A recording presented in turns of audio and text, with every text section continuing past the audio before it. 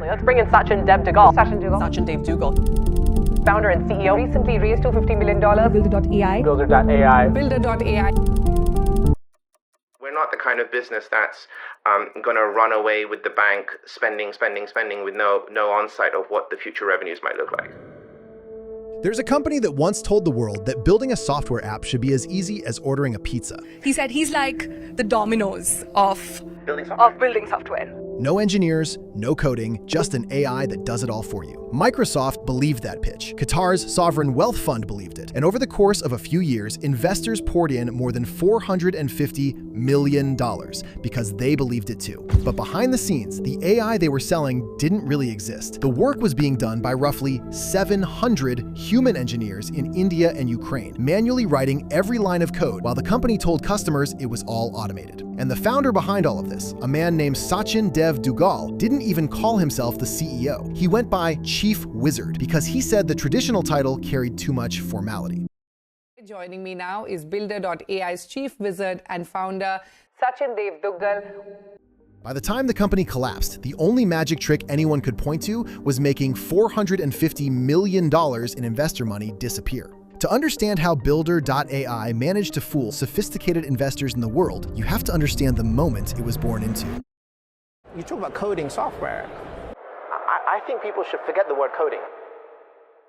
Around 2016, the no-code and low-code movement was exploding. Every tech company, every enterprise CTO was chasing the same idea. Why does building software still have to be so expensive and so slow? Whoever could genuinely solve that problem was going to be worth billions, and every investor in Silicon Valley knew it. That's the world Sachin walked into. He'd built PCs as a teenager, claimed he was doing currency arbitrage for Deutsche Bank by the time he was 17, and had the kind of confidence that made people in a room feel like the future was already here and they just hadn't caught up yet. He founded a company in London called Engineer.ai, and the pitch was genuinely compelling. An AI assistant called Natasha, named like a real person and designed to feel like one, that would act as your personal AI product manager. You tell Natasha what app you want, she breaks it into components, estimates the timeline, and then builds it, with 80% of the work fully automated.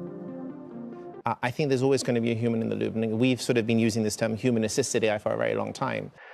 It's a matter of how much is human and how much is AI. Investors didn't just like the idea, they couldn't get enough of it. In 2018, the company raised $29.5 million in its Series A from Lakestar and Jungle Ventures. By 2021, they'd raised another $65 million. In 2022, Insight Partners led a $100 million Series C. And then, in May 2023, came the round that changed everything. A $250 million Series D, led by the Qatar Investment Authority, with Iconic Capital joining in, and Microsoft not just investing, but integrating Builder.ai directly into Azure OpenAI. At that point, the company was valued at $1.5 billion, officially a unicorn, backed by some of the most powerful financial institutions on the planet. Over $450 million raised in total, all built on the promise of an AI called Natasha. And we've built software and an AI called Natasha that allows anyone to build custom software like ordering pizza. But here's where the story starts to turn. Back in August of 2019, 4 full years before that unicorn valuation, the Wall Street Journal published an investigation with a headline that left very little room for interpretation. It said, Engineer.ai's artificial intelligence relies heavily on human workers. Former employees had gone on the record, and Robert Holdheim, the company's own chief business officer at the time, filed a lawsuit alleging that Sachin had been misleading investors about what the technology could actually do. You'd think that would have been the end of it, or at the very least, the beginning of some serious due diligence. But what actually happened was almost more remarkable than the fraud itself. The company rebranded. Engineer.ai quietly became Builder.ai. Got a new logo, a new website, and the same fundamental pitch. That's one of those details that's hard to get past. One of the most credible financial publications in the world ran an investigation saying the AI wasn't real, and the company's entire response was essentially a name change. And it worked for 6 more years. But behind that chatbot interface, there was no neural network generating code, no large language model designing software architecture. What actually existed was a routing system that took the customer's request and forwarded it to a team of engineers, roughly 700 of them, based primarily in India, with some in Ukraine, who then manually wrote all the code, manually built the apps, and sent the finished product back to be presented to the customer as if an AI had generated it. It's what's known as a Wizard of Oz model. The user believes they're interacting with a machine, but there are real people behind every single action. And the technology wasn't the only thing being misrepresented. When investigators eventually got access to the financials, what they found was that Builder.ai had been reporting revenue of $220 million for 2024, when the actual figure was $55 million. For 2023, they'd reported $180 million. The real number was $45 million. That's not a rounding error or an optimistic projection. That is a 400% inflation reported to investors, reported to lenders, and used to justify a billion-dollar valuation. On top of that, Bloomberg reported that Builder.ai and a company called Verse Innovation had been exchanging invoices worth roughly $60 million. Builder.ai billing Verse for cloud services, while Verse simultaneously billed Builder.ai for advertising, with money essentially going in a loop to inflate revenue on paper. It's worth noting that Verse has denied these allegations entirely, and a forensic audit conducted later found that the business relationship was legitimate, so there is a genuine debate around this particular aspect. But the fact that the question even had to be asked tells you something about how deep the problems went. By late 2024, the cracks that had been forming for years finally split wide open. An internal financial review flagged the revenue discrepancies, auditors started pulling at the threads, and once they started pulling, the whole structure unraveled quickly. In February 2025, Sachin Duggal resigned as CEO and was replaced by Manpreet Ratia, a managing partner from Jungle Ventures, one of the company's own early investors. Ratia immediately commissioned a full internal investigation, and by March, the results confirmed what the numbers had been hinting at. Revenue had been inflated by a factor of 4 in both 2023 and 2024. And Natasha, the AI that was supposed to be revolutionary, was confirmed to be nothing more than a task-routing chatbot backed by human labor. That's when Viola Credit, a lender that had extended Builder.ai a $50 million debt facility, saw the restated numbers and declared default. They seized $37 million directly from Builder.ai's accounts. And when the dust finally settled, the debts were staggering.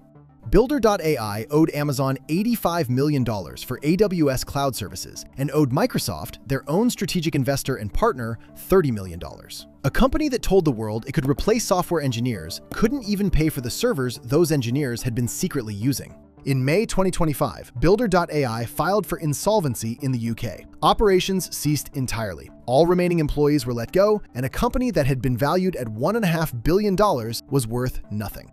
Shortly after, the Southern District of New York, the same U.S. Attorney's Office that has prosecuted some of Wall Street's most high-profile financial crimes, issued subpoenas demanding customer lists, accounting policies, and internal financial records. This was no longer a corporate governance failure or an investor dispute. It was now on the doorstep of criminal prosecution. Builder.ai wasn't Sachin's first connection to a financial scandal. India's Enforcement Directorate, the country's primary anti-money laundering agency, has been investigating Sachin for his involvement in a completely separate matter. His previous company, a cloud computing startup called Niveo, allegedly received interest-free loans from the Videocon Group, whose founder was later convicted in a $2 billion fund diversion scandal, one of the largest financial crimes in Indian history. And this connection dates all the way back to 2008, 8 years before Builder.ai even existed. If these allegations hold up, this isn't a story about a startup founder who got in over his head, or a company that grew too fast and lost control. This is a pattern that stretches back nearly 2 decades.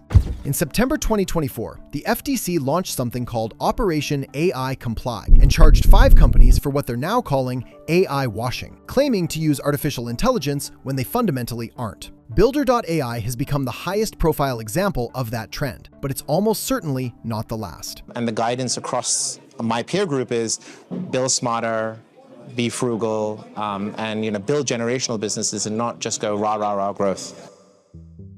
If some of the most sophisticated investors in the world could miss a 4 times revenue inflation and 700 people doing work that was being sold as artificial intelligence, it's worth asking what else might be slipping through right now. The AI gold rush has created a market where the pressure to believe is enormous, where due diligence gets shortened by FOMO, and where a confident founder with a good pitch deck and a chatbot with a human name can build a billion-dollar company on a foundation that was never really there. Builder.ai told the world its AI could build anything, that it could replace entire engineering teams, that the future of software development was already here. In the end, the only thing it really built was a $1.5 billion lie, and the wizard behind the curtain now has investigators on 2 continents trying to figure out just how long the show was running. I genuinely love to hear what you think about this one, whether you believe the investors should have caught this sooner, or whether the deception was just that convincing. Drop your thoughts in the comments. Thank you for being here, it genuinely means a lot. I'll see you in the next one.